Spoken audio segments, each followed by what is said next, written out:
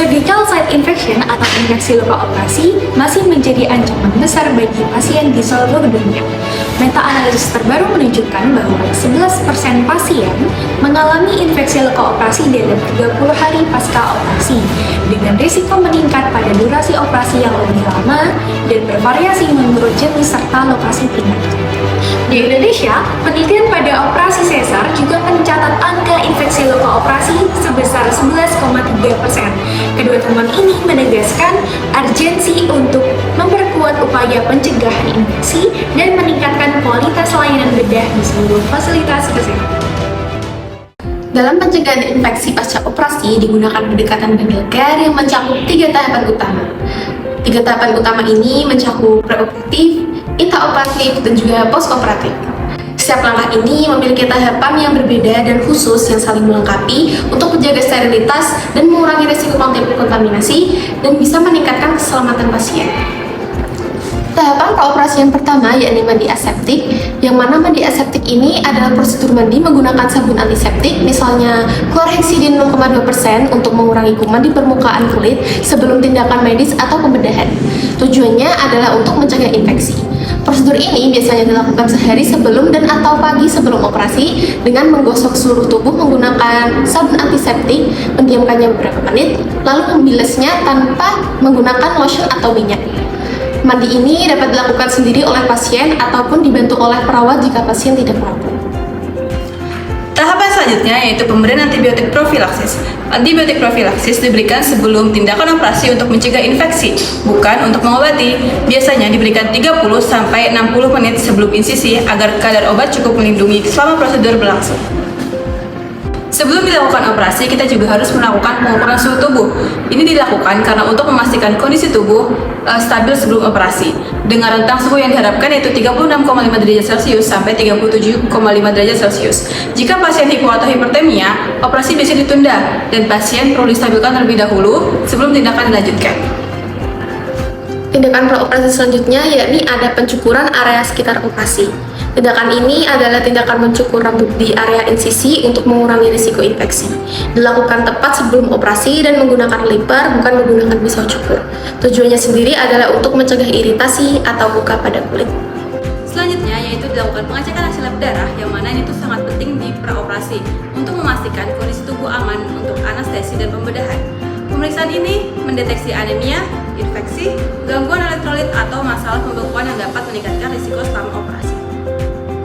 Selanjutnya yaitu pada tahap intraoperasi, yang dimana tim operasi ini harus menjaga sterilitas, memantau kondisi pasien, serta melakukan tindakan bedah sesuai standar keselamatan, yang mana tujuannya yaitu untuk mencegah kontaminasi dan memastikan operasi berjalan aman dan efektif.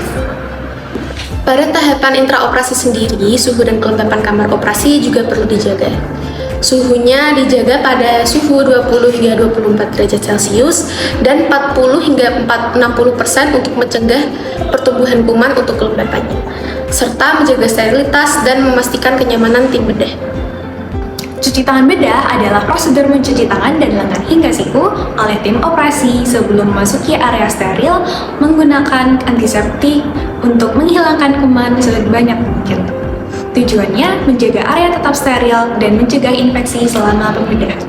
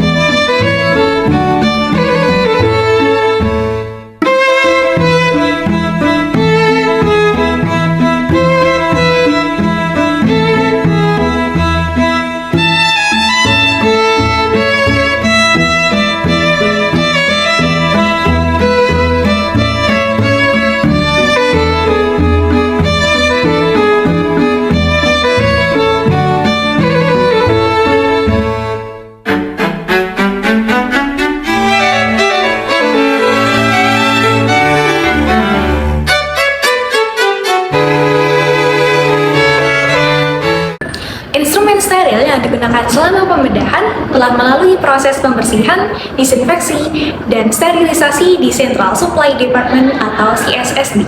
Instrumen ini dikemas dan disimpan secara aseptik sehingga siap digunakan saat operasi tanpa adanya risiko kontaminasi.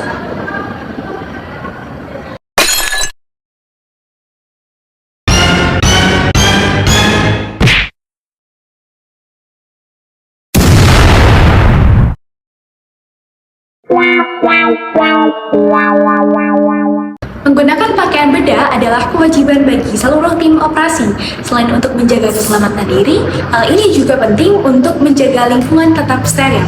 Pakaian seperti scrub, gaun steril, penutup kepala, masker, dan sarung tangan digunakan untuk mencegah kontaminasi kuman ke area operasi dan melindungi keselamatan pasien.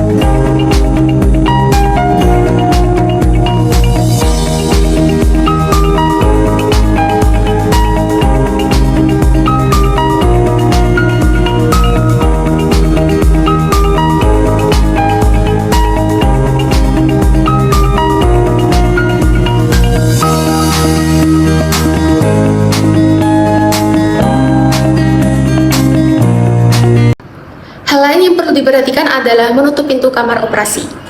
Ini merupakan langkah untuk mencegah keluar masuknya orang dan aliran udara tidak terkontrol, sehingga risiko kontaminasi kuman ke area operasi berkurang. Pintu juga harus tetap tertutup sepanjang operasi agar lingkungan tetap steril dan stabil. Selanjutnya, tim juga perlu memonitor volume perdarahan. Hal ini penting untuk memastikan pasien tetap stabil, mencegah shock, dan memungkinkan tim bedah menjaga lapangan operasi tetap bersih. Perdarahan yang terkendali membantu mempertahankan kondisi steril dan mengurangi risiko kontaminasi pada luka operasi. Selanjutnya, mempertahankan suhu normal tubuh pasca operasi itu sangat penting untuk menstabilkan kondisi pasien, mencegah gangguan pembekuan darah, menjaga fungsi imun, dan menurunkan risiko infeksi luka operasi. Suhu tubuh yang terjaga dapat membantu pemulihan lebih cepat dan aman. Antibiotik lanjutan adalah antibiotik yang diberikan pasca operasi sesuai kebutuhan klinis. Misalnya, jika ada tanda infeksi atau prosedur berisiko tinggi. Tidak diberikan rutin, hanya bila ada indikasi untuk mencegah infeksi pasca operasi. Terakhir, ada perawatan luka, yakni adalah tindakan merawat area luka agar tetap bersih, lembab, dan terkontrol, serta terlindungi untuk mempercepat penyembuhan serta mencegah infeksi. Prosesnya meliputi membersihkan luka, mengganti balutan, memantau tanda infeksi, dan juga menjaga lingkungan luka tetap steril sesuai dengan standar aseptik.